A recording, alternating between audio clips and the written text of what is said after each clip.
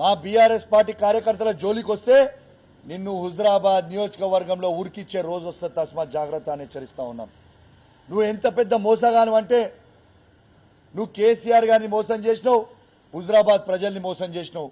ఇలా నువ్వు ఎంత పెద్ద మోసగాను అంటే కేసీఆర్ని ఏ విధంగా అయితే మోసం చేసినావో నీతోని వచ్చి టీఆర్ఎస్ ఇష్పెట్టి టీఆర్ఎస్ బీఆర్ఎస్ నిష్పెట్టి టీఆర్ఎస్ 20 ఏళ్లు జెండా మోసిన కార్యకర్తలు టీఆర్ఎస్ ని ఇష్పెట్టి నువ్వు మబ్బెపెట్టి పైసలు ఇస్తామని ఆశ పెట్టి వాళ్ళని తీసుకొని పోయినవే, ఇలా వాళ్ళని కూడా మోసం చేసినావు కదా నువ్వు.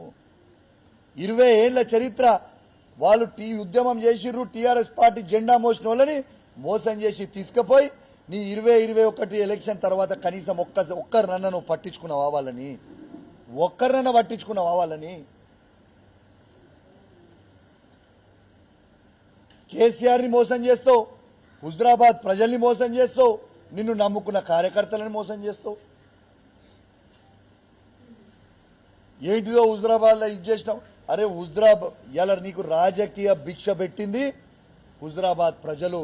పాత కమలాపూర్ నియోజకవర్గం హుజరాబాద్ నియోజకవర్గం పెట్టింది రాజకీయ భిక్ష.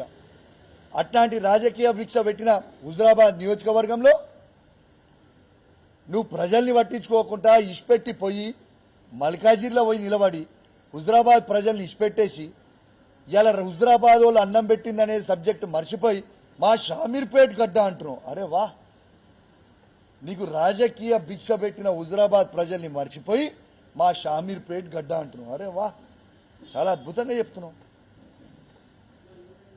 అంటే అన్నం పెట్టిన కేసీఆర్ని మోసం చేస్తావు, అన్నం పెట్టిన హుజరాబాద్ ప్రజల్ని మోసం చేస్తావు, నిన్ను నమ్ముకొని వచ్చిన కార్యకర్తల్ని మోసం చేస్తావు. నువ్వు మోసగానివా కాదా అని నేను అడుగుతా ఉన్నాను.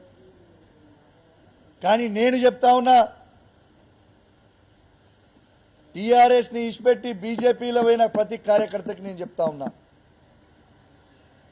కేసీఆర్ గారి నాయకత్వంలో మీకు కౌశిక్ రెడ్డిగా నేను అండగా ఉంటా. మీరు టీఆర్ఎస్ పార్టీలో ఉన్నారు, మీరు కూడా కేసీఆర్ శిష్యులని నాకు తెలుసు. మీరందరూ కూడా వాపసు రావచ్చు, నేను స్వాగతిస్తా. I'm there. ఏ టీఆర్ఎస్ నుంచి పోయి బీజేపీలో చేరిన కార్యకర్తలు, అల్లా వాళ్ళు రాజేందర్ నమ్ముకొని పోయిన కార్యకర్తలు వాళ్ళు మోసపోయిర్రే, మీరు అధైర్యపడకండి, మీరు రావచ్చు వాపస్. Always gates are open. TRS party KCR నాయకత్వంలో మళ్ళా మిమ్మల్ని కాపాడుకునే బాధ్యత ఈడ ఉన్న శాసనసభ్యునిగా, బాధ్యత కలగా బీఆర్ఎస్ పార్టీ నాయకుడిగా మీ అందరు కూడా హామీ ఇస్తున్నా. ఎవరు అధైర్యపడాల్సిన అవసరం లేదు. ఇంకోటి పెద్ద డైలాగ్ కొడుతుండు, నా చరిత్ర తెలుసా అంటుండు. అరే నీ చరిత్ర ఎవరికి తెలియదా? ఇదో పెద్ద జోక. ఏం చరిత్ర నీ చరిత్ర? నీ చరిత్ర ఒక మోసపు చరిత్ర. నువ్వు ఒక మోసగానివి. ఆ చరిత్ర చెప్తా ఇను, మంచిగా చెప్తా. నీ చరిత్ర తెలుసాను, నీ చరిత్ర ఏందో నేను చెప్తా మంచిగా ఇను. ఈయన ఏం చేస్తుండే? గుడ్లు అమ్ముకుంటుండే. ఇలా గుడ్లు అమ్ముకునేటోడు ఏ స్థాయికి ఎదిగిందంటే బంగారు గుడ్లు అమ్ముకునే స్థాయికి ఎదిగిపోయాడు. మరి ఇదేదో నువ్వు బంగారు గుడ్డు అమ్ముకునే స్థాయికి వెళ్ళింది మాకు కూడా ఆ లాజిక్ చెప్తే, ఆ లాజిక్ ఫామ్ మన గుడ్ల ఫామ్లు ఉన్న వాళ్ళందరికీ చెప్తాం. ఆ లాజిక్ గుంట భూమి. నీ చరిత్ర ఏంది? నార్మల్ గుడ్ల నుంచి బంగారు గుడ్లు అమ్ముకునే స్థాయికి పోయినావు. నీకొక గుంట భూమి లేకుండే పేదోళ్ళ రక్తం దాగి ఇలా రంగారెడ్డి జిల్లా చుట్టుపక్కల ఇలా 800 ఎకరాలు కొన్నావు. అది నువ్వు చేసిన చరిత్ర. గట్టిగా వర్షం పడితే నీ ఇంట్లోకి నీళ్లు వస్తుండే, కానీ ఇలా 5 ఎకరాల దొరగట్టినట్టు గడిగట్టినావు. ఇవి వాస్తవాలు కాదా? నేను చెప్పింది వాస్తవం కాదా? కేసీఆర్ గారు అన్నం పెడితే కేసీఆర్ గారిని మోసం చేసినావు. హుజరాబాద్ ప్రజలు ఓట్లేసి నీకు రాజకీయ భిక్ష పెడితే హుజరాబాద్ ప్రజల్ని మోసం చేసినావు. నిన్ను హుజరాబాద్ చీగొట్టింది, గజ్వేల్ చీగొట్టింది, రేపు మల్కాజిరి ప్రజలు కూడా చీగొట్టడానికి రెడీ ఉంటే కొత్త నాటకం చేసి మళ్ళా హుజరాబాద్కి వస్తా అని చెప్పి అబద్దాలు చెప్పి మోసం చేస్తా ఉన్నావు ప్రజల్ని.